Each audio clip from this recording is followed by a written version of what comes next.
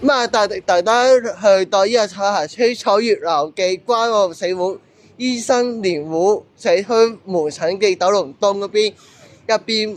嘅設備咧好豐富，亦都係好足夠俾病人去睇醫生嘅，包括因為有個等候區嘅凳啦，咁啊因為有個登記處啦，咁啊小型嘅門診嘅登記處同埋領取藥物喺呢度附近咧，呢個入邊係睇醫生，前啲有個玻璃板咁啊遮住發射影響嘅病人嘅睇醫生嘅生活，同埋影響佢哋嘅私隱嘅問題。因為係醫生部分嘅辦公室啊，咁啊呢個係病床啊，咁啊有個可以俾病人去有需要的話可以坐去到去嗰個地方去睇醫生啦。咁啊入邊係有啲肉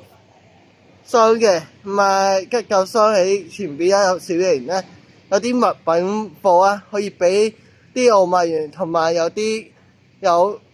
需要嘅人士去領取啲單張啊嘅傳單嘅等等咧。因為入邊咧係有啲小型嘅小型嘅睇醫生嘅位置啊，咁啊呢個側邊咧係等候區嘅領取藥物同埋等候嘅睇醫生嘅安排咧。咪如果有歡迎可以喺呢個關愛社會醫生連護社區門診九龍東嘅聯絡翻佢哋辦公室嘅電話號碼，同埋可以聯絡翻佢嘅服務範疇同埋幾多點去服務嘅。咁啊呢個我如我所知係1至5都係服務嘅，唔知公共大體戶開唔開放俾市民咧？可以聯絡翻呢個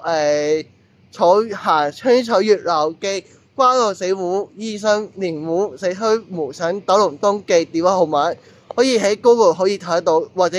出示佢 Facebook IG 都可以望到佢哋服務範疇。咁啊，多謝大家支持，多謝。大約9月份8月份頭，即係9月尾可以開放俾人哋去使用嘅。咁啊，多謝大家觀看我嘅拉直播啊！